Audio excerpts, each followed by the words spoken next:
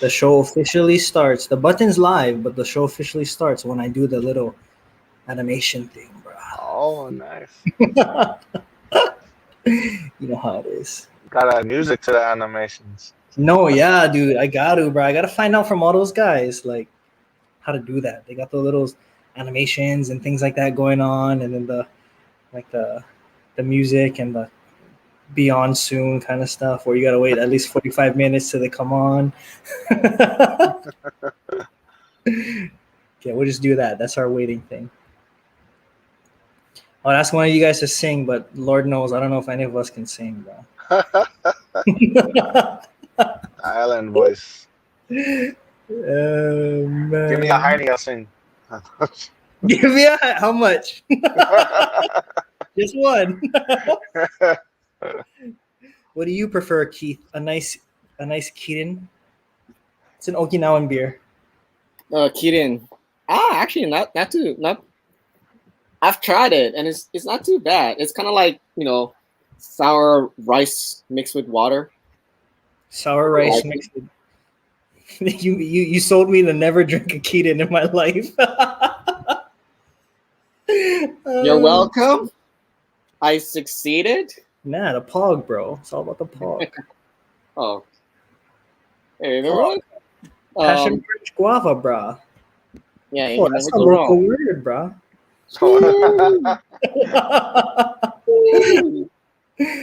Showing off the stuff. Okay, you guys ready? There's out there now. Now you learned the one word you need. Let's go. We're gonna do it. Raja Daja, hitting it now. Welcome to the Talk Story Podcast. All right. Love it. All right, how's brothers and sisters? My name's Kawika, aka bangoMANGO91, and komamai to the Talk Story Podcast. Podcast where right now it's just three of us, local guys talking story and recapping all things video game, TV, all the good stuff. Okay. For our full stream schedule and podcast breakdown, check our description in YouTube or follow us on Twitter at TalkStoryHI808, and then feel free to find out when we are streaming these bad boys, okay? I know I said every second and fourth, but we're on Hawaiian time. We're on Portuguese schedules right now. We're trying to figure things out as we go. So please keep updated on Twitter or check in our description from when our time's going to be. And if you just want to hop on and you want to join, whether you have been a podcast veteran for years or whether you just starting out, this is the place to be. Come on, join up. We're just cruising. We're just talking story. Okay. Whether you're watching from, what am I going to say today? Kaimuki to what area are you at now, Vin? I stay in Fresno right now. Fresno. California. California. Hey, bro. Whether you're in Kaimuki or Fresno, boy, want to give you a big mahalo for tuning in and encourage anybody to please, again, reach out to us in our platforms and our comments. Any love that's given means a lot to us for sure. Before we want to jump in, we want to make a small kind disclaimer. Okay, we're just local guys talking about what we think. We're not journalists, nor do we claim to be. And if you have Keiki next to you or watching alongside you, be advised this is not for your kids. So just keep that in mind. If we teach them a bad word, that's on you. Nah, just kidding. That's why I'm saying this right now. All right. Jumping in, super stoked as we go. This is episode 4. Every episode we learn a little bit more, and every episode we just appreciate the support and just there's been small kind love just all around the places, and we see that. We appreciate you 100%, whether it be on Twitter or whether it be on YouTube, whether it be the subscribers, pushing 28 right now. That's crazy. We just started. This episode 4, so super blessed that people come and subscribe. So to you guys know who you are. Mahalo nui loa. Okay. We're going to jump in to the first part of our podcast, which will be how you BuBu. Okay. As you can see, BuBu, okay, boo, that's how we say it. Okay, boo, that's a local word. All right. So boo, there's the Usher kind boo, which is the mainland, like BOO, like my boo, that kind. Okay. In Hawaii, that's not how we use it. Boo is just like could be mean friend, you know, could be like brother, you know what I mean? So how you BuBu is just like how you doing, okay? So we're not trying to get all romantic with us three or anything like that. But I'll start off with the man to my left. I don't know if I'm to your left, but you're definitely to my left. Draco, Keith, brother Keith. How you BuBu? How you been, bro? What's been going on? I know you came and visited your hometown, Oahu. Okay, I just saw you. We just cruised. We got to see how Pro Ridge changed dramatically. No kidding, right? You got to see Kaka'ako area. Oh, that was so great. That was good stuff right there. How you been? That was good stuff at Kaka'ako. Yeah, this whole month of July was like, actually, sorry, it's gonna look like a little bit leaking in, sneak peek on like what's happening for Mango also, but like month of July, it was so awesome. Just a month of vacation. For a little while, bangoMANGO here was up here in Seattle, toured around for a little bit, and then right after he was done, it was my turn for vacation, and I went home, visited for a little bit, checked out Kaka'ako, checked out Pro Ridge, checked out Manoa and Ala Moana. You know, just it's not only tourist spots. Like for us, like okay, like for vacationers, these were the hot tourist spots. For Mango and I, these were just like the stuff that we usually go to during high school. And bro, it changed so much. But it was good. Like I think I kind of like how Kaka'ako changed up. I think it's changed for the better. I miss Ward though. Ward Village is gone. Ward Warehouse is gone. Still mad about that. Kind of miss the old school Barnes and Nobles and Island Guitars. Island Guitar. Factory. Bro, right? Island Guitars. Spaghetti Factory. Yeah, they all moved, bro. They all they moved or all gone. So that part I'm still mad about. Moved? Yeah, Spaghetti Factory moved to what you call Aloha Tower now, bro. Aloha Tower. Yeah. Yep. Yeah. Aloha Tower now.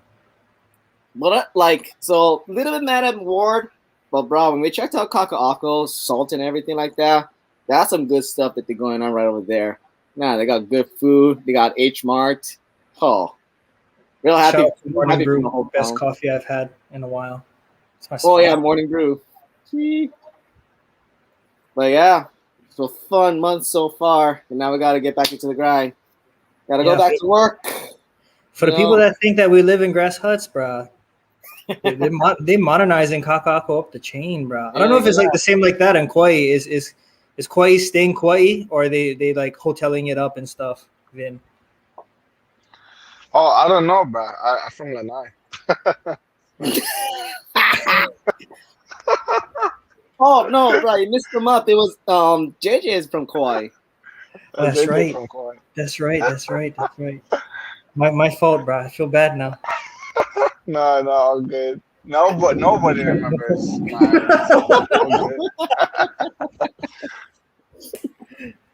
My bad. From Lanai. Those are the pineapples. The suck it. 10 times more local. I'm not gonna say that. I'm gonna get people mad. I get mad if I say that they're more local than Kauai, bro. Lanai. We live in. I guarantee Lanai is sucking Lanai. Yeah, they're not adding. Oh yeah, country dog. Country, bro. Pineapples. Lanai. You ain't gonna see no pineapples growing in Oahu unless you go Dole Cannery, bro. Yeah. Seriously. That's how it is. But that's cool. Anything else? Anything else going on with you? Good trips. No. Yes, I went to Seattle. I went to visit you over there, bro. And it was shout out to Dick's. I don't know if people went there. Dick's Burgers, one of the best burgers I ever had in my life. Tried my first In-N-Out. Tried my first what is that called? Chick-fil-A. And a Seattle dog. Seattle dog. Yeah. It was solid, bro. It was solid. I'm not gonna say it blew my mind. I was kind of sad. I thought it was gonna blow my mind and stuff like that. But shucks, dude. But I'm like, out of everything that happened, I'm like happy that out of all the things, Dick's did blew your mind. Dick's was good, bro. You could have stopped talking about Dick's. I feel so bad. Like I feel like I I ate a Popeye sandwich because they have Popeye sandwich down here in Oahu. I feel like I shouldn't have eaten that, bro, because I took a bite of Chick-fil-A and I was like, crap, dude. This is like an uncrispy Popeye sandwich. Dude, people might be pissed off at that, but I'm telling you what I feel, dude. Okay? I love food too. I'm not lying. I'm just telling you my honest opinion. Chick-fil-A was good. It's a solid sandwich, but it didn't blow my mind, bro. In-N-Out too. In-N-Out, I was like, I feel like the Simon shops down here can compete with In-N-Out burgers, bro. It was a good burger, but it didn't blow my mind. Which goes to show you that fucking Hawaii's killer, bro. Hawaii is killer. With products and price. Good food. Shout out to what's your bro? Your bro Jay, when he eats poke, it's sushi salad. Sushi salad. Oh, and I saw that. I laughed so hard. Yeah, you know what they call poke out here in California? They call it butterfish. I was like, that sounds disgusting. They're using the wrong fish then. I know. I was like, it's poke, but it's just like, what do you call it, butterfish? They seriously call it butterfish? I hope they're not using butterfish. So how do they use that in a sentence? Like, hey, go grab some butterfish. Go grab butterfish. Yeah. Oh, that's terrible. Sounds gross, honestly. It does. I mean, there's butterfish on Hawaii, but that's a whole different thing. You know what I mean? All right. Miso butterfish, bro. Was never a really big fan of miso butterfish. It's kind of like a oily fish, but it's good. Butterfish lala. It definitely ain't no poke. No, yeah, no. I've the only time I've ever eaten butterfish was lao lao, but never had another poke. That's what they put in lao lao. It's butterfish. Oh, it is butterfish. Yeah, it is butterfish. Yeah. Little pig butterfish wrapped in. Yeah. You're right. That's true. Oh, I thought you was gonna say like poke, bro.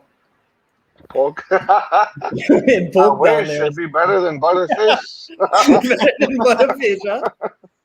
Gefilte fish, butterfish. That's cool. Well, good to hear that you're doing good, Keith. Good to have you on top here today, brother. How about you, Vin? How you been, ba? How you? Good. Just working, playing games. Been playing some Sea of Thieves with my roommate who I helped get his first Xbox, and so that's been good. Whoa, I seen that. Yeah. He's enjoying it. Other than that, just same old. Birthday week next week, so I'm gonna take a week off of work. Yeah. And, Birthday week. All right. Spend time with the fiance, and probably go to Six Flags or something. Never been. Yeah, so. do that. You never been Six Flags? No, never been. I mean, I've never been either, but I would think Cali. Dude, they got some sick rides over there. Oh shucks, there's one ride. You're going on it. Regardless, you are going on this. There's one ride. Whether you like hikes or not, huh? whether you're gonna get Six Flags or not, you're gonna go on. There's this one ride where after you do the whole roller coaster thing, which is already nuts, because you get your drop and your loops and everything. After it gets back into the station, it goes backwards. Oh, that sounds nuts. I forgot the name, but yeah, it's like the most nuts roller coaster I've ever ridden. Oh yeah. What is that called? Holy shit! What? Holy, bro. Shit, holy! It goes backwards.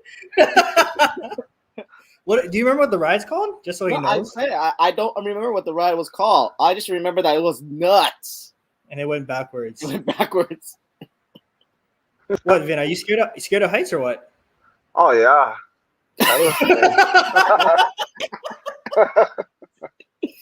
Okay, you're gonna have one good time, right? You have one good time. Oh shucks. Oh yeah. I used to hate going cliff jumping with the boys back in high school. Bro. Oh, bro. And they don't let you go. Yeah, like, you can't just walk away. You gotta do it. Yeah. Otherwise, you never live it down. Yeah, you're right. Especially with the local brothers, bro. You're not gonna live it down 100%, bro. You sucking Puka Panty Pansy 100% Yeah. all the whole ride home, bro. Oh man, how's the wedding planning and stuff like that been, bro? Good, bro. It's always going all right. We're saving up a little bit by a little. Yep. We're on track, so hopefully looking forward to it. Planning on That's getting good. married in Oahu, so You. Hey, Nice. if you like engagement pictures, I take them for free, bro. I got you oh Oh, yeah, that's dog. right. You got to hook up right with this boy over here. free, bro. Oh yeah, we're He's looking a for a legit, like, photographer. Yeah, I know he's a legit photographer. Photographers are expensive, dog. And yeah. as you know, probably saving up weddings ain't cheap either, bro. Oh no, bro. Was looking to do it. Almost did a shotgun wedding. Nah, I got you, bro. I got you. You Oh come on, yeah, I take good care of you, bro. for sure. Much Yeah. mahalo. Ole Pilikia, bro. Ole Pilikia. But yeah, for those that don't know, brother man, right there on his sucking Twitter pin is engaged, bro. Again, congratulations to you, bro. Sucking, I know the feeling, and it's a really good And feeling. an early happy birthday. And Thank early, you. yeah. If we Mahalo, could potty with mahalo. you, we'd potty with you, bro. But Yeah. Cali flights ain't cheap, bro. Tell you what, though, it's like we'll party hard for you. Next week we're gonna party hard for you.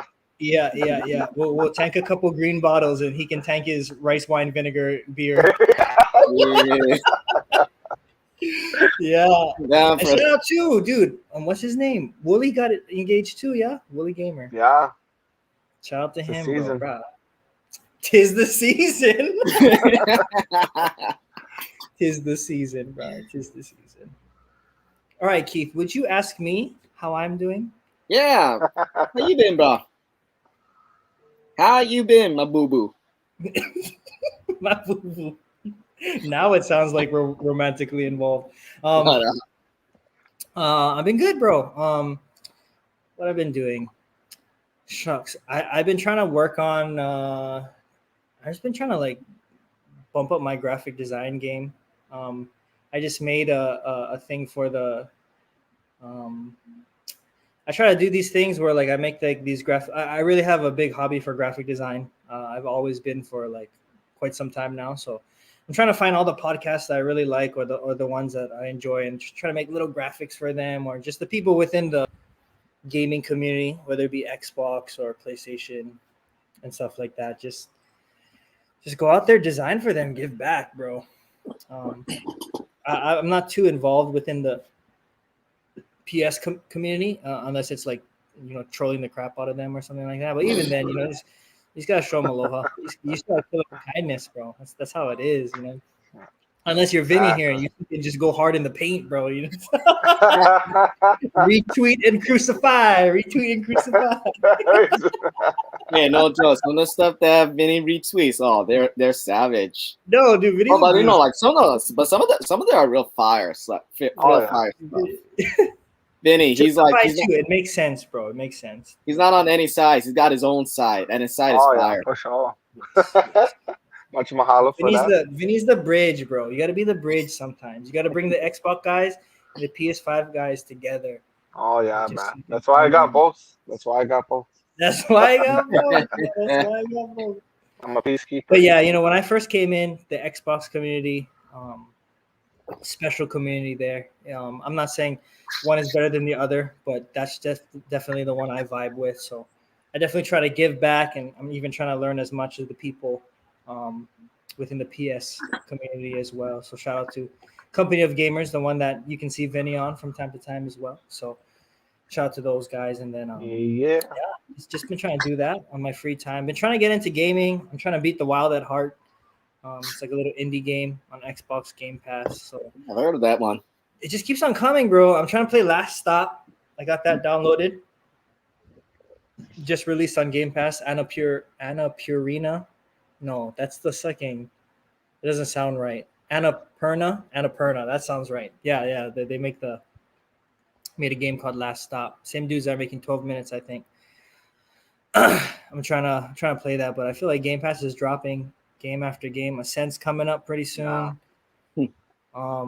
flight sim, and on top of that, you got the original ones, like Sea of Thieves and all that kind of good stuff. Yeah. To test Halo soon, so I feel like I just gotta bang out these games as quick as I can. Oh yeah, just doesn't to help. play other games, bro. Doesn't help. The summer sale started for both Xbox and Yeah, PlayStation. that's either. right. The summer sale did start, bro. The Oh summer my sale gosh, did start. I bought like $100 worth of games. That's Woo! on PlayStation. I got the Final Fantasy 14, the MMO. So I just been All jamming right, that. all right, all right. Mm. The one that's supposed to be better than what was that? World of Warcraft. Wow, yeah. Yeah, exactly. Yeah. It's pretty good. It's pretty good. If anybody want to play, USOVINNY, PSN. USOVINNY. Yeah, we gotta hop on, dude. Dude, I'll hop on Sea of Thieves with you. I never played before, but just teach Oh me. yeah, bruh. Game is Teach me. nuts. Game is nuts. We love I it. heard they got a good tutorial system for newcomers, so I'm down, bro. Oh yeah, no need. No need, just jump in the water, bro. Just swim. You know how the Hawaiians Oh, teach you man. how to swim, bro. You know, The teach islands, classes in the we don't have YMCA, bro. manuals, dog. You literally get your baby and you suck and throw him in the water. Yeah. Some may think that's child abuse, but not if you scoop them up in 2 seconds. That's fine. No, you don't even mention that. It's like it's not child abuse. It's child development. Child You gotta- development. It's like anime. how- You're trying to make the character develop a little bit. As we say, Bombay, you learn, bro. Bombay. Bombay, you learn, bro. Bombay, you learn. Oh, that's Not a local word right there. Bro, even second local word after local word. We're here at the Talk Story podcast. We're trying to educate, you know what I mean? So then you guys know when you guys come to Hawaii, do not touch seals. Don't Never. touch them. Oh, yep. Sucking, stay away. They're I don't care if it's ruthless. TikTok. You're gonna be put on hungry Hawaiian. You're gonna be crucified there, bro. No, but for real, whoever's listening to this, don't touch the seals. No touch. Just look. No touch the You can seals. take picture. You can stand over there on the side, take picture. Just cannot From touch. 12 feet apart. 12 12 feet. feet Yeah. apart. 12 Yeah, feet. 12 feet apart. Seals is like double COVID rules, bro. Yep. 12 feet apart. Yeah. Same thing with dolphins. Don't touch the Yep. dolphins. Same thing with dolphins, bro, and the onus and the turtles. Touch the turtles. Yeah. Don't touch Turtles never come to take picture with you. Okay. Yeah, man. We don't turn them on during the afternoon for take pictures, all right? Yeah. Dude, it must be a trip in Cali, bro. I heard the water's cold, huh? I haven't even seen water. Oh, wow. I haven't seen one. Just mountains, bro. Mountains. Not even just Just city. farmland and desert. Yo, dude. I'm in the most boring part of California you could think of. Out there on the sales grind, bro. Yeah. Someone's got to do it. They should make a documentary called Lanai Boy Goes to Farmland, bro. Taking the boy guess- from the island. Yeah, Boy from the Islands. I guess there's farmland on Lanai, but it's just a different vibe of farmland. Oh yeah, it's green on Lanai. It is.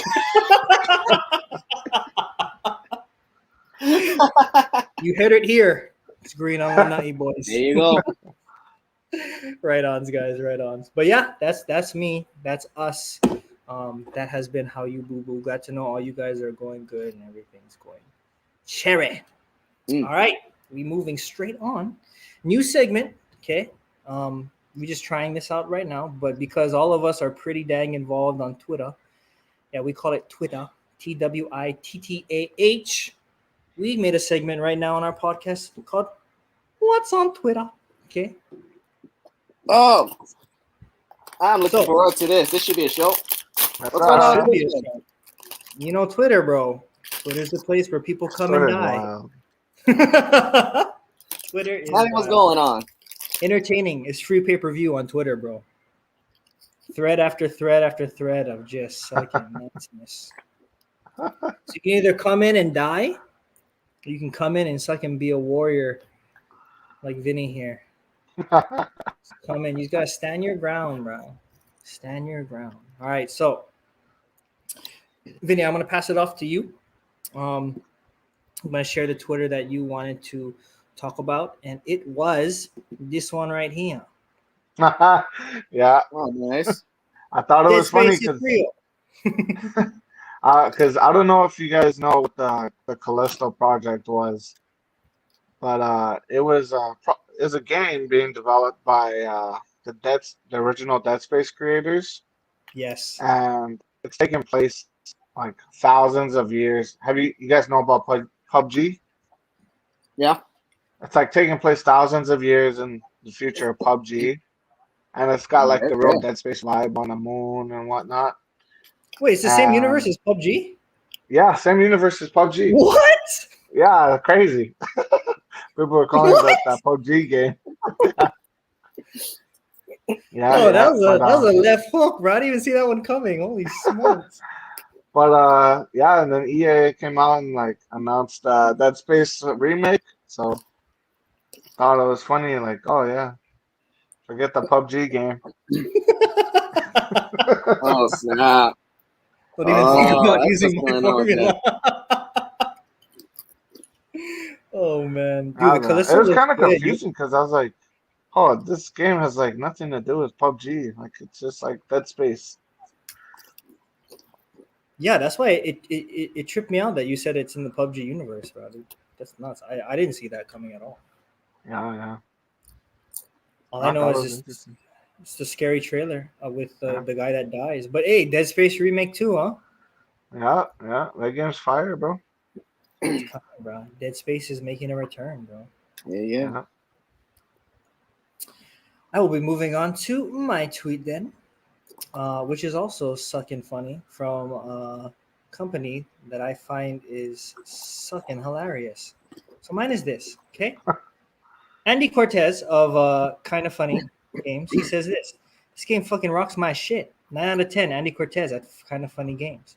Devolver Digital, okay, which are the great makers of the new game called Death's Door, and who's their own little E3 ad is stinking wild fun, like random wild funny. If you watch it with some hot dogs. That's all I gotta say. Okay, but Devolver Digital, they're makers. They kind of make these indie games and stuff like that, all involved in these little small indie games, but really good, stinking indie games. Like I said, the reason why I want to shout them out is because a game that's only $20 right now on the Microsoft Store. Okay, Xbox PC exclusive, Death's Door. If you like Link, old school Link, and if you like Dark Souls kind of games, picture those two mixed together. You got Death's Door.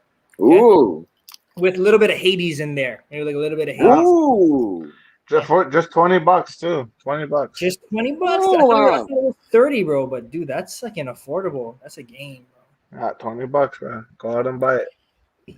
Buy it now. But they're the makers, okay? And they they responded with, "We paid a 10 out of 10. What is this shit?"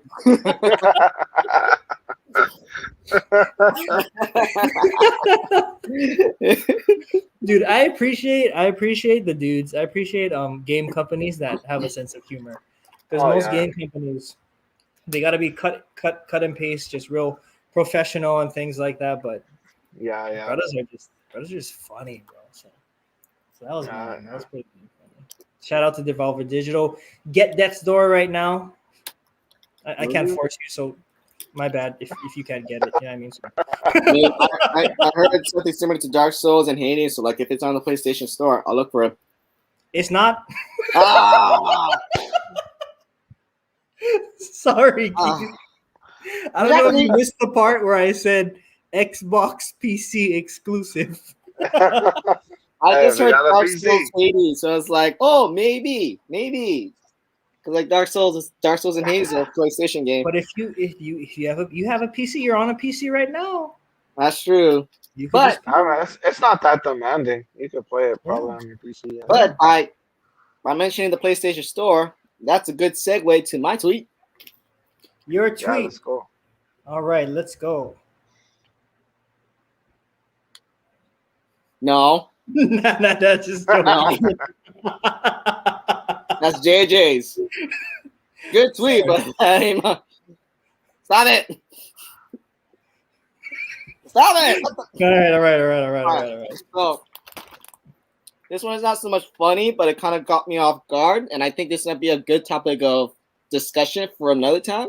Free Ted Lasso for a year. Yeah, because here's the thing that I'm thinking. Here's the thing that I think is like a really good idea. Xbox games are picking up. They're fire right now. PlayStation, they're trying to catch up. They got good ideas coming up. Oh, He said it, bro. I know. PlayStation's doing good, but okay, they're trying to catch up. All right. Bro. We influencing you too much, bro. I know. That's why I'm thinking, like, so with this tweet saying that you get 6 months of Ted Lasso and Apple TV, it got me almost like thinking, it's like, maybe this might be Sony or PlayStation's new direction for next gen. Is that they're not just focusing on games, they're focusing as smart entertainment home devices. Which is honestly is like that's kind of like what I do with my PlayStation 4 also. It's like I not only just play PlayStation 4 game. It's like I watch Disney Plus on my PS4, Netflix, HBO Max. Like I don't have cable. I have my PS4. Yeah. So my thing is like, so like by having a deal with Apple TV, I'm wondering is like maybe this is something they can like PlayStation can push forward more a little bit. Like they can be like a more like an app store type of venue, or like an entertainment type of venue, not just games. So if that's the direction that they're heading, like I'm really excited to see what they'll do. Like maybe they might do a partnership with HBO Max, since that app has like been blowing up like hell of a lot since the beginning of this year. Like you got like Mortal Kombat, Godzilla vs. Kong, Space Jam. It's like all these HBO only premieres, or HBO premiering at the same time of movies. You know, you never know. It's like maybe like PlayStation can like kind of jump on that as well and deal with them, and which I think that'll be neat. To add to that too, The Last of Us show is on HBO Max. That's right. Yeah, so like nice. there's like a good possibility like that's something a deal like that can happen, and it'll probably be really great.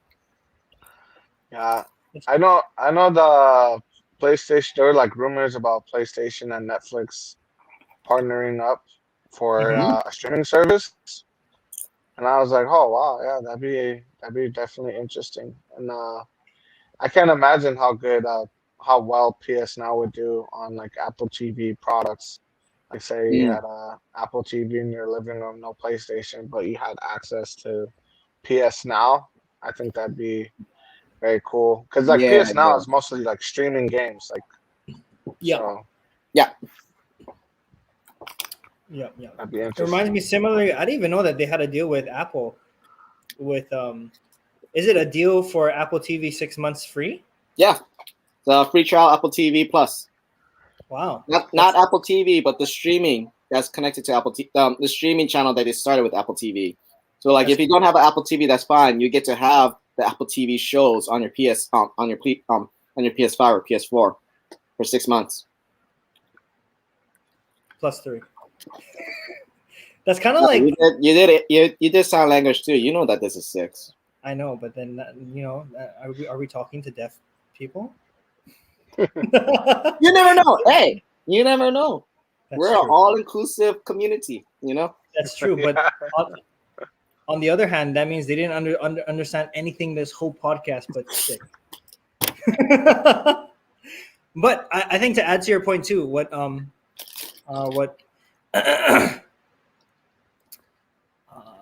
kind of reminds me of like Xbox's deal with Disney Plus, so I wonder if this is like a kind of like a jab back to Disney Plus, because I don't even think it's 6 months. I think it's like, I don't even know how long it is. It's only like for the Disney Plus, it's like 3 months or something.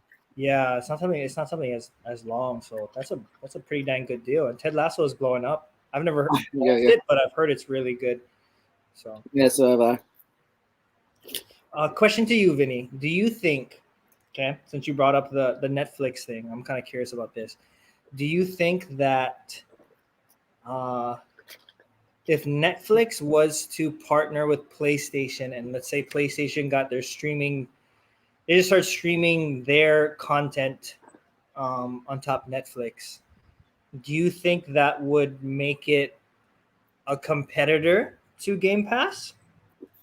Or do you think that, nah, that there's nothing really to worry about? And if so, what would if you don't think it would be, what would it have to be to make it a competitor with Game Pass if Netflix was involved? That's a good question. Well, I definitely think it would be a very big competitor if that ever happened, and Yeah. the service was like top notch. Because like right now, PS Now streaming is like it's like hit or miss with some games. Like not all of them are like easy to stream. Like God of War, it's like really tough to play streaming, like Yeah. because of the latency issues. But if Netflix and PlayStation were to team up and they were able to get the streaming down, they got the price right. Like say it was only $5 more than what you're paying now for Netflix. I think that would definitely be a big competitor to Game Pass. Um, and I think like something like that will happen in the future because subscription-based model services just make so much money. Like people try to downplay it and deny it, but there wouldn't be so many subscription services today if they weren't making a lot of money, you know. And that's why, Yeah. you know, that because that's like a monthly income, like versus software income you get from every like 6 months, every 3 months, and console releases and whatnot. Yeah, So, for sure. Hmm. For sure. That's definitely in the market right now. I think when I first heard it, I just agree with you 100%. I was like, holy smokes, dude. If this is this is the case, PS is making moves because Netflix is a household name. Okay. It's already has uku billion more times subscribers just in its baseline than Xbox Game Pass does.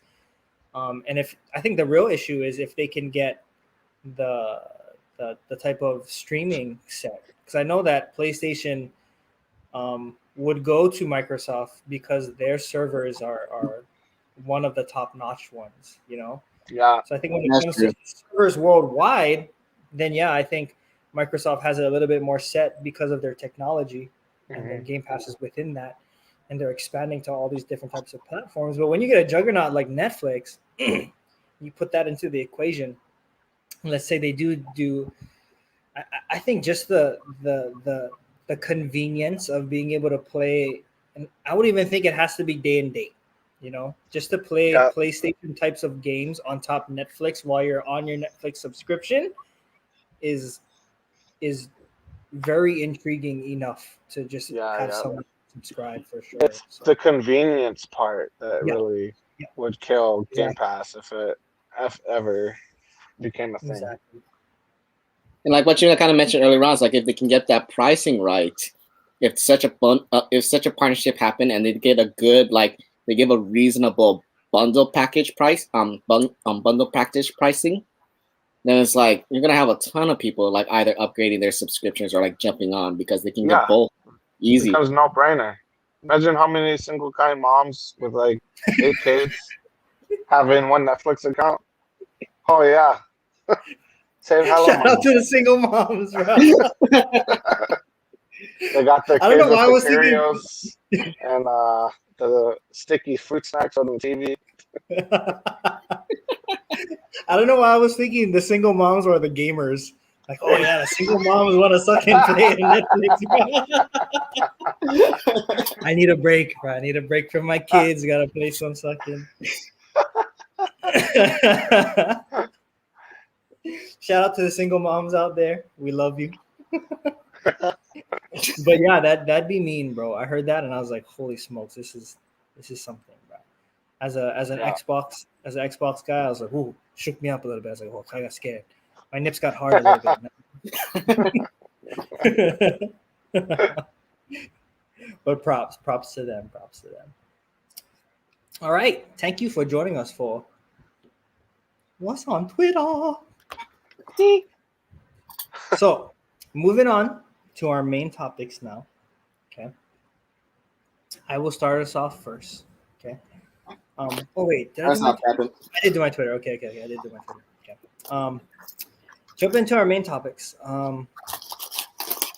So if you can see, I didn't say this before, but if you're trying to follow us on top, Twitter, or you're wondering what our Twitter accounts is, boom, right there on the bottom, the banner is going toot, toot, toot, toot, toot. Okay. But if you look in that same section now, you will see our main topics, and we'll keep those topics up for the amount of time that we are talking about our topic. Okay. So mine is this. Graphics versus art style. Okay. There's a low-key controversial thing right now within the console realm. Okay, because there's always going to be a low-key controversial thing within the console realm. And of course, it would have to be between Xbox and PlayStation. Specifically, two recent games that came out. And let me say two great looking games in their own right. Okay. I have not played both, but I have watched and I've seen the reviews, and they both look like bangers. Okay. Me being an Xbox guy, I think they both look great. Okay. One of the games is PS5's Ratchet and Clank. Okay. Near and dear to my heart. Played those on the PS2. Oh PS myself. Yeah. Good stuff. They got to bring Jack and Daxter, Sly Cooper back. Sly Cooper. Sly Cooper. Cooper boy. Yeah. Back, Cooper boy. Oh yeah, bro. Sly Cooper. Okay. But Ratchet and Clank, okay, Insomniac Games, phenomenal. Looks super nice. People have described it as a Pixar movie. It looks like a Pixar movie, but it's a video game. And based upon the screenshots and the gameplay, I would have to agree that game looks banga. Okay. Haven't played it, but it looks action, so I would say it's pretty action. Okay. And based on the reviews, scoring really well right now. Solid game. Okay. Now, next game coming out August 24th, I believe. Psychonauts 2. Okay. There's a little heat going on right now. There's a little shit talking going on between the people of the Twitter community, as there always will be. And the main consensus is that they're always going to compare and contrast. And the compare and contrast specifically right now has to do with Ratchet and Clank looking like an amazing Pixar movie versus Psychonauts 2, which in its right looks really nice in itself, but definitely not on the graphical fidelity side of what a Ratchet and Clank looked like. Okay. But still really nice. Ray tracing, all the shebang, super nice. But that's where my question comes to you in the panel. Okay. I'll start with you first, Draco. When it comes to these types of games, okay, and when it comes to like a maybe not necessarily a console war, but just if you had to pick up one of the games or you had to judge a game based upon this, do you think there is a difference, a justified difference in graphical fidelity, like a way a game looks and how realistic it looks? And I feel like this ties into way more than just Ratchet and Clank and Psychonauts. Okay, most arguments on Twitter can be rooted back to this. So do you think that a game is it's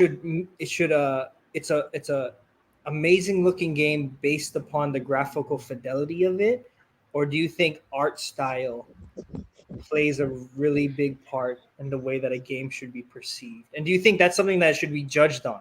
Should it be an art style? Should it be judged on its graphics, or do you think it's something totally different? So I do agree on the art style, but I'm coming from the perspective that like art is objective. Like for me, like the graphic designs of Ratchet and Clank, yes, it pushed just the overall like texturing and ray tracings and graphical movements. It did pushed it not to the bounds, but like it's setting a new standard of like what this technology can do. It's like exceeding to that next frontier. And anytime any game is willing enough to try hard to push something different or new, you got to give credit for that. But at the same time, I think it's like there's also the aspect that graphic design is working well with the gameplay. This transition between cutscenes to gameplay is seamless, which I think is another thing of why like it's being praised so highly. Mm-hmm. Not that it's a highly graphical game, but it's a graphic game that works. Like it doesn't break down or shift or change the designs just because you're moving from the cutscenes to the gameplay, which is like a huge thing for a lot of gamers. But that being said, it's like I'm of the opinion it's like it's more just of an art style. That's just how Ratchet and Clank was designed, and the fact that its gameplay and its game mechanics is working well with that art style gives even more praises to it. Now, Psychonauts, it's well. Psychonauts. Before I get to Psychonauts, I will say that like I think art style is objective because there's gonna be tons of other indie games that have come now that had super simplified art designs, but it worked well with how the gameplay was working. Like the Metroidvania style games that came out on PS4 consoles, like Hollow Knight or Ori and the Wisp, which are or Hades. Hades was like a banger of a game. It's getting high praise as an indie game, and it looks like something that you can play on your Game Boy Color. Like the art style looks like something like way back in the day of Game Boy Color. I never thought of it as like a highly graphical game, but the art style works well with the gameplay, and it gives identity. Actually, now that I just remember it, art style adds to the identity of it. And now that I just realized it, I think another game that can really break this argument is Cuphead. Cuphead is not a graphic game, but it's a beautiful game, and it's a game that works. So, like, honestly, it's like I'm of the opinion it's like it's their identity. It's the art style is an objective thing, but the only way that you can like judge based on it is like, does it work or not? There are games where it's like, like they try to push hard on the graphics, but then the game breaks, like Cyberpunk. Cyberpunk tried to be big. It tried to look gorgeous. Sometimes it does look gorgeous, but then you're like playing it for half an hour and then it crashes. Yeah. Like something like that is like, so what if they had like high praise graphics? Like it's a broken game. It does not work. And Whereas it's you boring. have And it's boring. It's boring.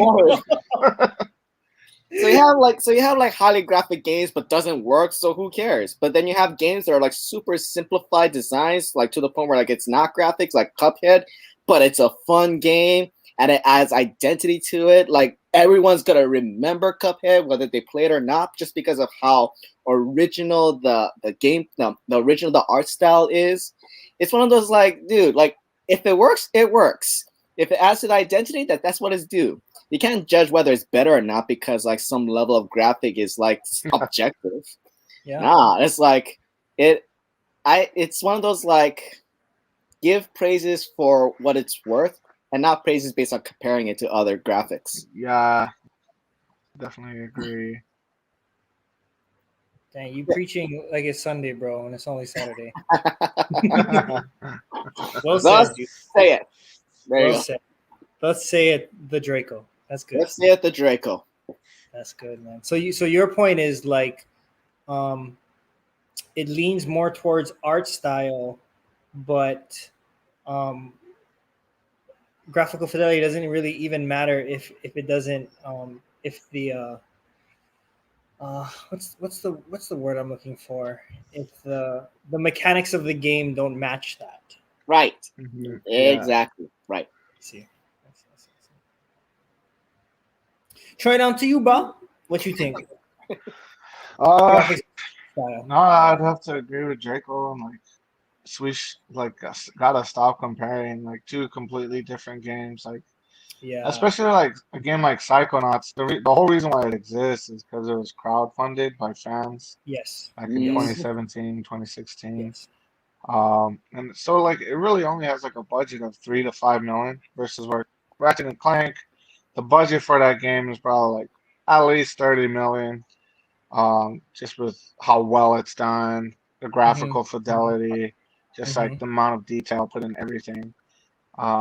Just like it's a really well done game, but obviously like it takes a lot of money to make those well done games. Yeah. But like I said, like I think the whole reason why people are comparing Ratchet and Clank with Psychonauts is just because of the console wars or whatever. That's like the closest thing. Even though like Psychonauts is like way different from Ratchet and Clank. I don't think they're really comparable. But people saying like it looks bad is because PS5 is not getting a native port or whatever. That's just because it started as an indie game. It's gonna finish an indie game, so the Xbox isn't gonna like support their multiple ports before the agreements were made. Uh, but yeah, like Ratchet and Clank is beautiful. Psychonauts 2, I feel like is really beautiful. Yeah. Especially the art style. Like, I mean, I don't know what people expect. Like freakishly weird, realistic Psychonauts would be. I don't think I don't think that would be appealing. That'd be kind of freaky. Like that would be a horror game. But That would be pretty. but it's just like Psychonauts 2. The art style is really well done. Like obviously they put in a lot of like effort into the textures and whatnot with what they got. The lighting is beautiful. It's a really well done game for what it is, and I just like Draco said, like let these games stand in their own light. You know, don't put them together. Just like art styles aren't supposed to be, compared because they're not trying to copy each other. So why are we trying to put them together? Mm-hmm. Yeah. No, yeah, I agree with both of your points 100%. I think when it comes down to it, look, I understand. I understand that there's a sense of what's that called? There's a sense of fun in the console war. I'm not gonna lie, it's fun to just see the other team so I can get licked. I think that's how we are with sports, and that's how we are with something that we hold near and dear to our heart. Okay, but yeah, to bash a game because it's not like another game. It's literally like I feel it's kind of like it's like calling out like a professional sports player because their style is not like the other professional sports player. Like It's like MJ is saying the not. high school Yeah, basketball player is not as good as the NBA. yeah. And I feel like you can ask any athlete and they'd be like, dude, I don't care about your opinion, I just like the game. Yeah, I like basketball, I like to play it. And everyone's going exactly. to have their own type of style. And I'm not saying that we should compare video games to movies, but some of the greatest movies are ones that probably don't mesh well with today's audience. Like Yeah, Citizen Kane. I never watched that, but I heard it's the greatest movie of all time. Am I gonna watch it? Probably not. You know what I mean? Maybe I will if I'm bored. But there is such a high accolade to that movie, and yet it's not in the same type of graphical fidelity by any means as of today's standard. You know, Because people and are then looking for, because people are looking for different standards, or like they have their own like ideas of what they can um, perceive as what should be the regulation, but only because like it's yeah, within their own like personal likes. I right. only yeah, exactly. I only randomly bring it up because the funny thing is like when I was back home, like my dad and I were watching a few like YouTube commentaries, and we keep people kept on bringing up Citizen Kane, and like my dad was like, "Okay, that's it. I've been hearing too much about this. We're watching Citizen Kane." So we watched Citizen Kane, found a ripoff on YouTube that showed like maybe like 2/3 of the movie, and we were watching it. And my dad, who's a huge comic book fan, he's like watching it. It's like, bro, this is super boring. There's no action going on and no movement. All they do is they don't even walk back and forth. They just stand still. And me, who likes the technical thing, I'm like trying to argue with him. He's like, Dad, it's about the lighting. It's about the camera angles and the fact that they're doing these lighting and camera angles back in the 1920s where this shouldn't work. Like he's talking back at me. It's like, yeah, but they're still doing nothing. It's boring. So it's like it's one of those like we have a clash difference of Yeah, biasness because of what we want, and Right. like it's just that in itself is already like it can be applied to everything else. Like yeah, we watch the same thing, but we're looking at different things. We're looking like we're judging it based on like what we perceive as good or great or not great, you know. Right. But the main thing is like it's different, not wrong. It's different. yeah. Right. No, 100%, dude. Oh, I feel okay. I'm about to step on my pedestal. Here we go. Um, Step up. Step up. Like I feel like this. I feel like when I take all your guys' points together, it's almost if we put graphics at such a high standard over things like art style and gameplay, which I feel like graphics are good. Don't get me wrong. I feel like that's in there in the conversation. But to put that as an end all be all over art style, gameplay, and then the way that the game was developed by the creator, I feel like when you have arguments like that, console war or not, you're putting people into a bubble. You're forcing people into a bubble that's yours and not theirs. Yeah. You know, that just seems like what you guys were talking about altogether. Like you're forcing people that the best kind of games are, you know, and it goes back to the conversation. Like the Game of the Year award games has to be third person action adventure cinematic experiences, you know. But I think I think Hades shook the world in 2020 when that was a contender, and that had nothing to do with third person cinematic experiences, you know. Yeah. And like Keith, like Draco said, you know, by all means, I wouldn't say it looks like it could be played on your Game Boy Color, but it's that type of style, you know. It's a style where it's very old school. It's very reminiscent of like a Diablo, or it's very reminiscent of like the classic old school types of games like that, roguelikes. And it put roguelikes on the map because people didn't really I don't remember one being so in high acclaim, you know. So for something like that with such a dramatically different gameplay, but such a good, like, just so much aspects, such a good story, such good gameplay, such good art style, you know, you can't put graphics on a scale and judge that, you know. And I feel like we got to stop that. We got to stop saying like these are what Game of the Year awards looks like, these are what good games look like, and just be like, dude, this game is good for what the story it's trying to tell, and all those different things put together in one, you know. Like Psychonauts is good because it deals with mental health, and it has all these little things into it that tell a bigger story. And if you're a person that likes Nightmare Before Christmas, holy crap, you're gonna love this. If you love Tim Burton, you're gonna love this game. But if you're a person that likes, like, I don't know, Transformers or Last of Us or something like that, you may not, and that's fine. But to be like it's a crap game because you're not a fan of the Tim Burton art style or mental health, and then dogging someone because they genuinely enjoy that's messed up. I don't think that's yeah. Holy crap, good points, guys. I think we killed it. If anyone wants to clip this and then just play this for anyone that dogs on that kind of stuff anymore, then by all means do it, because I feel like we ended the debate here.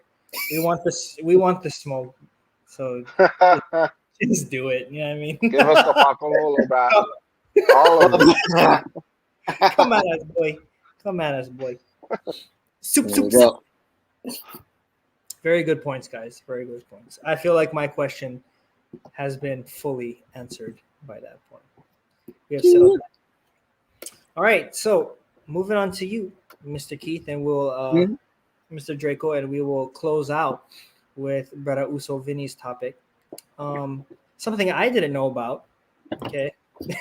Something that I don't really follow, so I don't really know about, but it's kind of interesting. Okay.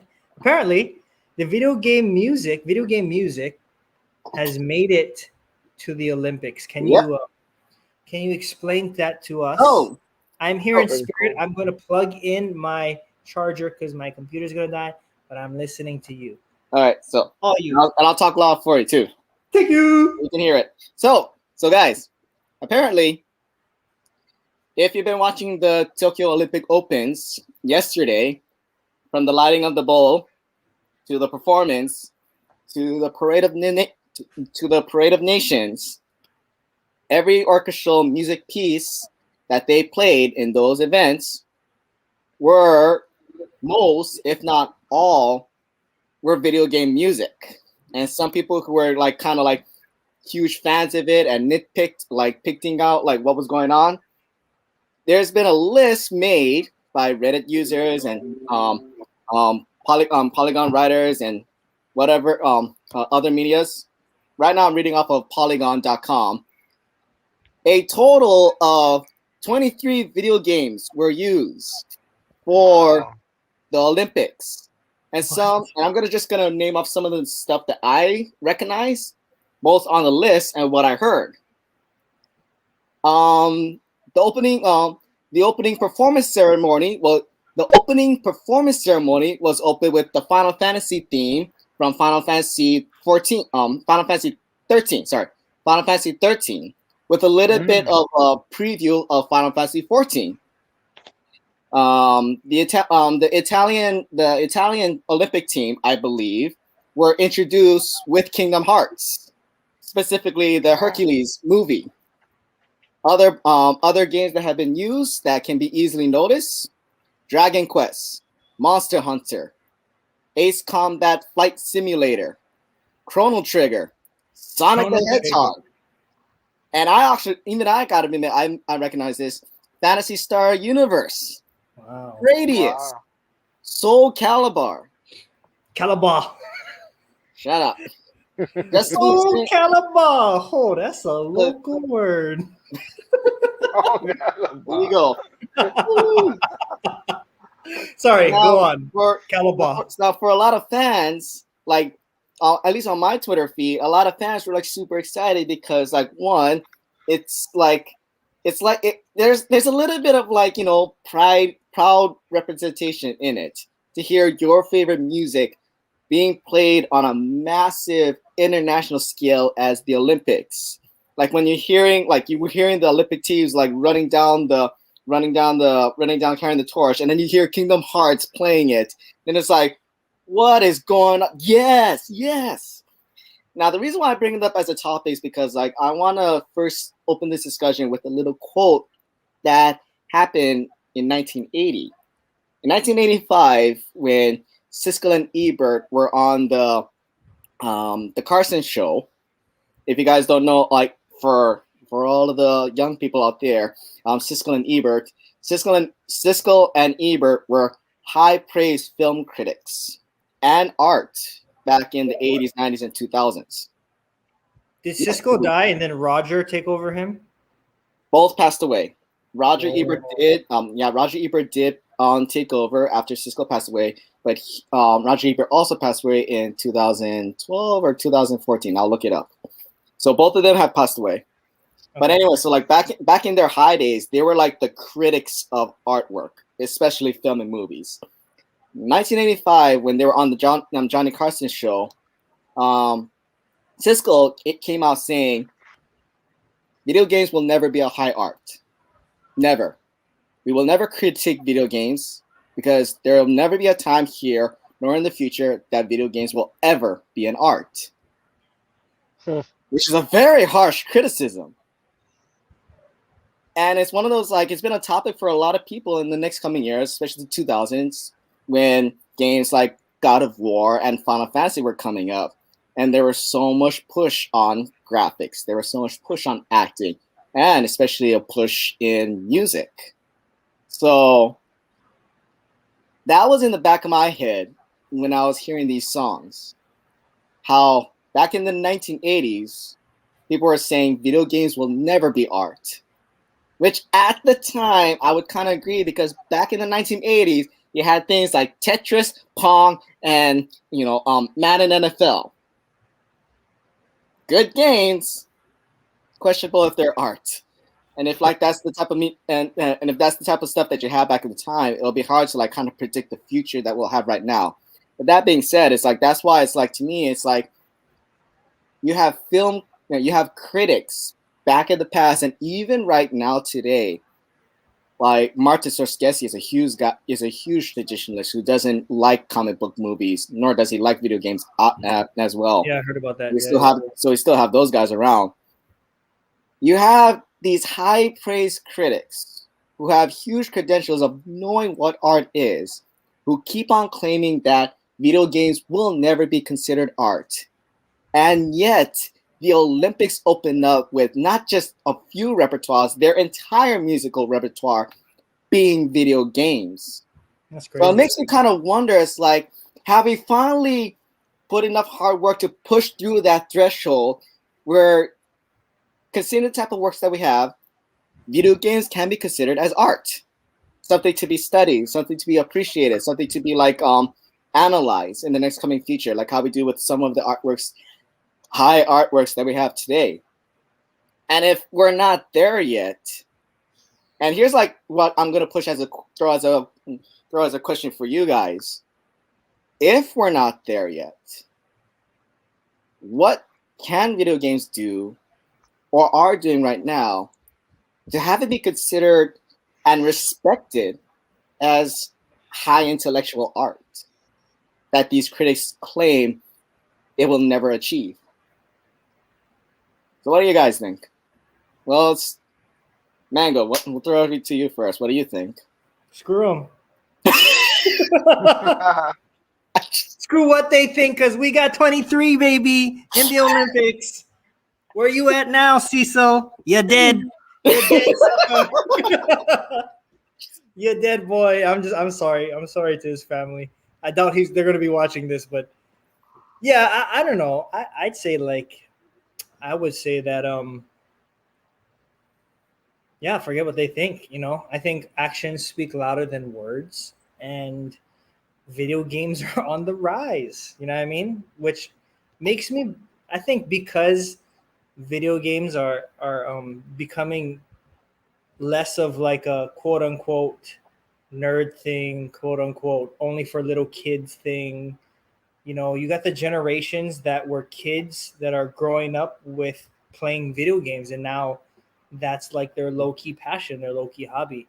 You have that and these are like the my ages, these are like, no, there's people like that are like the Sega babies, you know what I mean? And they're in their like 40s and 50s right now, and they're hardcore video game fans. And I feel like a good majority, at least two generations worth of people have grown up with that, And granted, to the Cecils and the Rogers of the day, and the Scorseses and stuff, like, I don't know if that was their generation. They didn't really have that. I doubt Martin Scorsese was in second thought of Goodfellas because he played Pong. You know what I mean? Like, I doubt that stuff happened.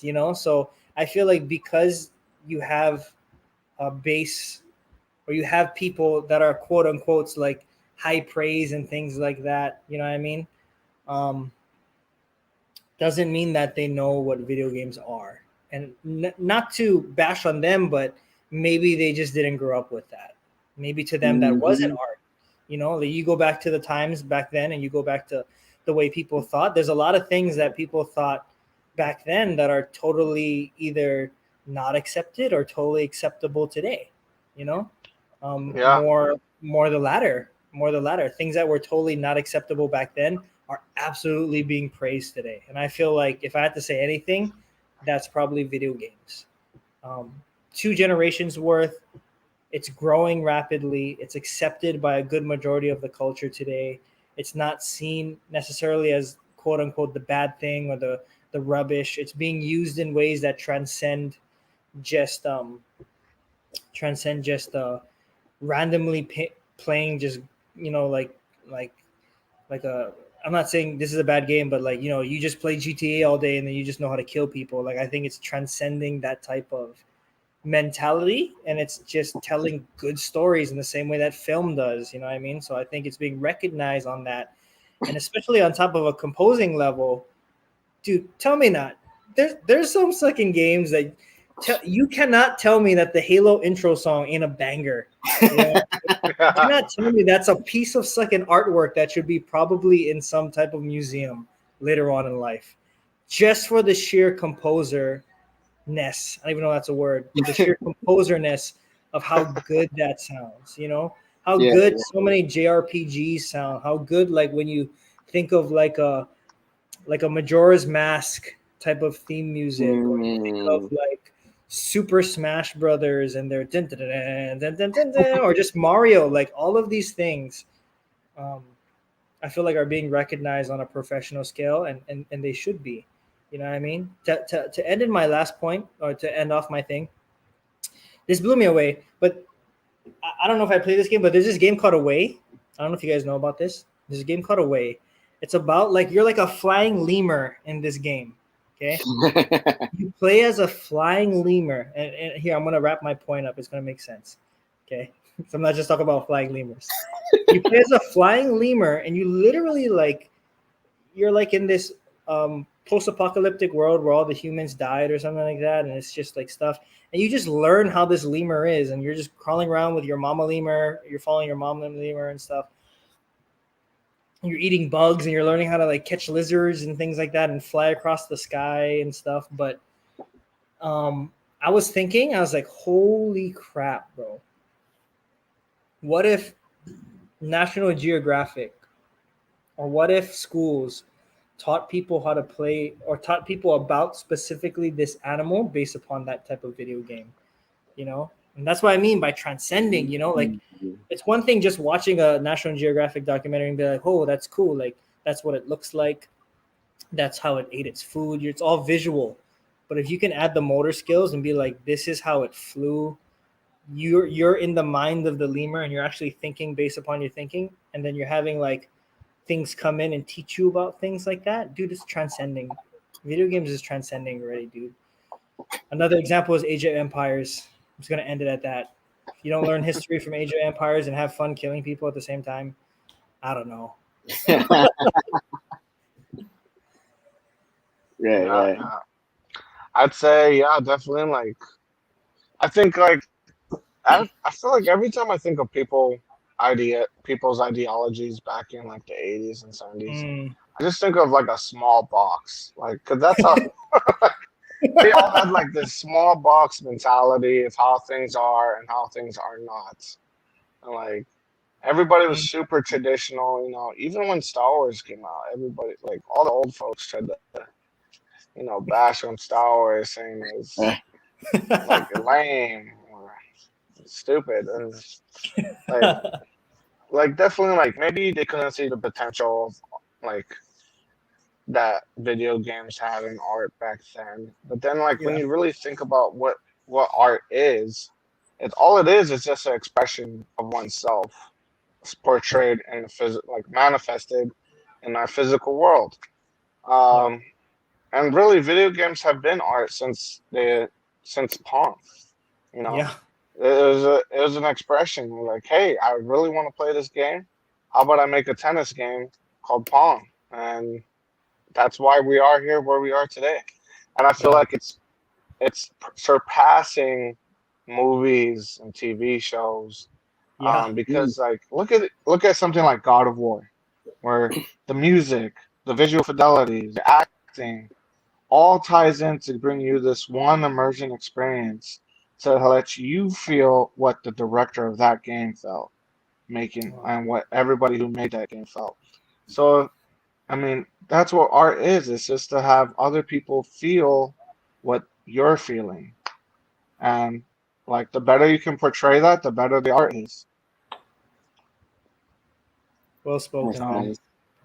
You wanna learn how to you wanna know what Corey felt like? You play God of War, bro. Play God of War. play God of War, bro. Exactly. Yeah. No, I'm happy with the. Not happy. I'm not saying that you guys are. I'm happy because you're right, which makes me right. I'm just like. I guess I am kind of happy in the sense that like hearing you guys like saying how like video game is transcending to more into just like, you know, 5-minute entertainment or half an hour entertainment, but that it can be like a legitimate art that people can be inspired by, that people can inspire to, that's going to tell stories and lessons in the next coming years to come, in the next coming years. Yeah, I'm just like, respect to Siskel and Ebert at the time, but I'm happy that I'm living in a time where we kind of proved them wrong.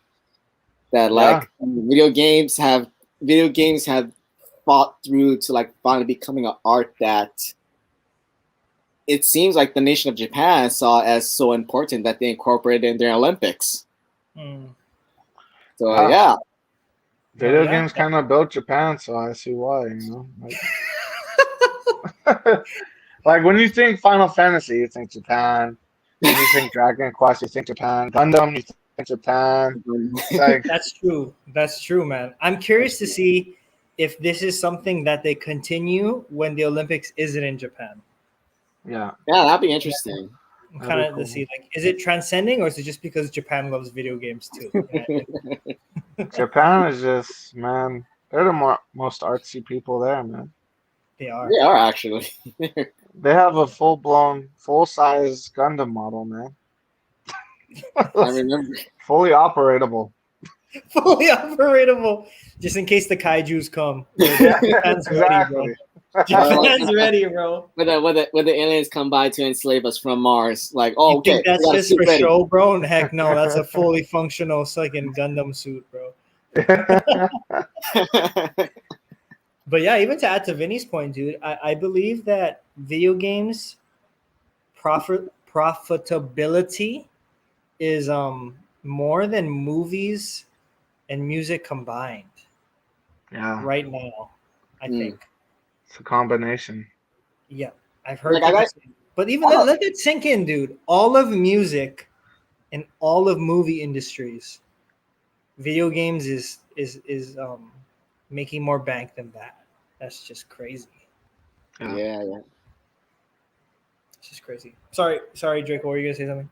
No, I was like thinking like I had a small key theory. It's like because in their performances there has been a lot of like references to COVID, like the separation that it caused, and trying to rebuild connection. So I wonder, low key as a theory, I wonder maybe the reason why they picked video game music for their entire orchestral repertoire was because they were also recognizing how much of an impact, positive and profitable impact, video games have had back in 2020. Good point. Probably. Small theory, maybe. Sounds true. Japan know what to do, man. All They were right. watching Let's the put world. They video know what games was in the going on. Olympics, and we good. Dang. I feel like I the next game I play, I just gotta appreciate this. It's come so far. Oh, yeah. Yeah. I'm gonna start tearing when I play Sea of Thieves with you. Just Oh man, it happens to all of you us. weren't accepted, but I accept you. I accept you. Oh man. All right, but shucks, man. I thought we'd be short, but we're pushing 1 hour, and it's just been the three of us. But hey, we've been killing it, bro. We've just been we're sucking on the narrow path I'm a right dot. now. Yeah. But to end us off, okay, save the best for last. Very interesting topic indeed.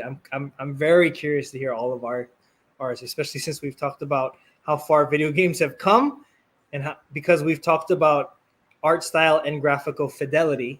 Okay, my man USOVINNY's topic has or is best looking games of last gen. Best Yeah. looking game of last gen. So, Lead us into that, my brother. so I wanted to talk about this because I made a Twitter post about this at like 4 in the morning one day, and it kind of blew 4 in the up. morning. It blew I up the just next woke up and I day. thought, this is what I think the greatest games of last gen look like. That's how you start up your day. That's That's how you start up a day. You wake up at 4 a.m., you stretch out, you grab your breakfast, and then you look at the Twitter posts. Yeah. I would have made a Twitter post that was like half gone, half there, and I was like, yeah, this looks like a good list. And I made it on Twitter, and oh man, I woke up to so many people saying, "Oh, you're wrong, you're wrong." And It blew like, up, man. I think over 300 people liked and even yeah, more so commented on it's like this. at Yeah. 800 now. And Oh I my just checked, gosh. and I was like, "Oh my gosh, why do you guys like my crap posts?" Apparently not. Uh, but uh, yeah. So apparent, like it's baffling to me how many people confuse like best looking with graphics, like best graphics. Like there's a ton of games that have like very like amazing graphics, like Cyberpunk and Yeah. whatnot. Yeah. But like to me the best looking games is like the overall like best looking picture to me, you know. And like Right. I got some interesting takes from like a lot of people. Like some people, even though Breath of the Wild isn't a graphically demanding game, Oh, that's it's right. definitely a Mhm. beautiful one. Like Yes. Yeah. same thing with Death Door, like the recent release. Like it's a beautiful game. Like no one's gonna play it if it's not aesthetically pleasing, at Yeah. least. And to, and it's just like a lot of people like just mad at that. But I just wanted to get like your guys' kind of like opinion on like what your top five best looking games of last gen Oh, was. top five. Woo. Top five. It's a tough list. It's a tough That's a list for tough list. sure. Yeah. Well, I got my top two easily, so I gotta think about my top three. So, Mango, you go first. Let me think about this for I a got bit. my top zero easily. So I have to think All of my right. list. So you Yeah, should so go first. I'll start off that. Like, I'll start off because I at least have an easy top two. Okay. If I have my Yeah. top three later on, I'll just like interrupt Mango. But easily, my top two: Ghost of Tsushima. Oh, easy. He agrees. Easy. We'll talk about that later because that's easy to talk about. We're gonna open up a whole can of worms. When we talk about Ghost of Tsushima. But easily, top number one, Ghost of Tsushima. That was a good-looking game and a Beautiful. super fun game. Yeah, And then exactly. my number two is still Spider-Man. Spider-Man. Ooh, Nice. Yeah. I forgot about Spider-Man. And since I consider the Miles Morales as a DLC rather than an actual game, I'm kind of like bundling it with the other Spider-Man Yeah, game. Miles Morales is really So, good looking. like Spider-Man, Miles Morales is a DLC. It's not a game, but it was still great. It looked great, and It it was played, great, and yeah. it was so much fun to play. So yeah, I mean, like the in the Insomniac Spider-Man game, I think it's just like it's like what, like 2 or 3 years old right about now. But I Yeah. still think that like as a last gen game, still probably like a top tier, one of the best games that PS4 has Yeah. ever put out. Like Yes. again, that's just like the design. It's like it's aesthetically its own design. It doesn't copy from the N64 Mhm. N64 days. They totally revamped it so that every design is like strict, not strictly, but uniquely the PS Spider-Man. The new costume with the white design, I absolutely loved it. Like Yeah, I it thought it worked was out really so great. cool. I thought it was like that's an awesome redesign, like a brand new Spider-Man. It was so popular that they used it for the Into the Spider-Verse. You can kind of see like the Spider-Man PS Yeah. costume in the cave, and it's super fun.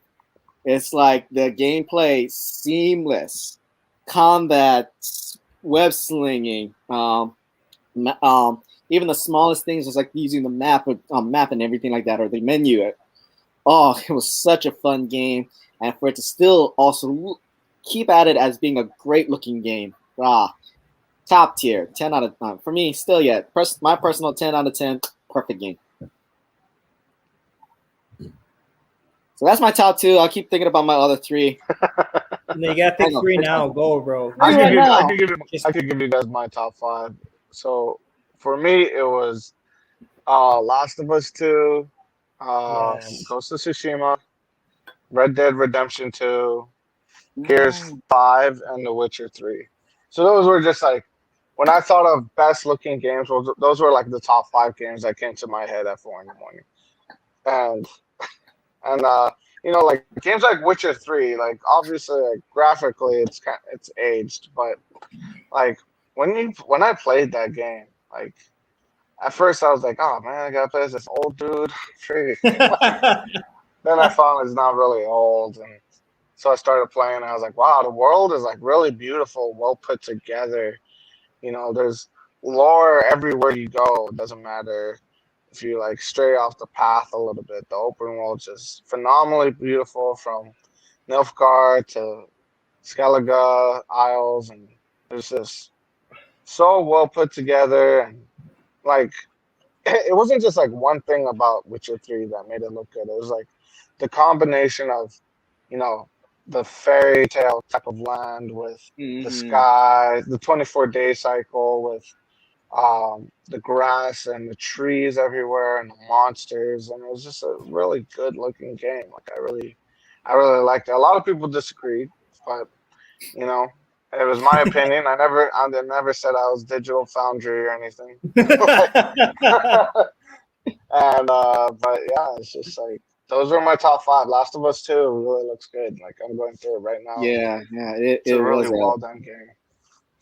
It was a very beautiful game. It's true. Mango, you got yours. Actually, I figured out my three. I figured out my all three. You just gotta go over. Okay, so just charge them. Okay, so I got Ghost of Tsushima, Spider-Man. Now I just picked up my other three. And they slipped. The heck is wrong with me? Shut up! You're lying. I had it. God damn. Reel it back in. Go like this, and Final then go like Fantasy VII Remake. There's one. Final Fantasy is there somewhere, yeah. No, yeah. Actually, now that you brought it up, thanks for the name drop. Now I got my three. I had one, but I think Final Fantasy VII was a little bit better. Yeah, Final Fantasy VII, the remake. Oh my gosh, that is like such a great game. I know it's getting some heat over like how long it's gonna be, but I think with what we were given, it's so much fun and it looks great. And I love these characters. I love these characters so much, even long before like it it became like a PS4 remake, like the playing as Cloud, fighting Sephiroth. Oh, bro, it's like it was all great. Looks great. But the other two that I got is Dark Souls. Dark Souls 3. Yeah. Ooh. I just played that today. The gothic designs that they put into the Dark Souls games is like super intense. Yeah. Like people like they have like, I mean, like just like it reminds me like there's more than just like the computer programmers designing the gameplay.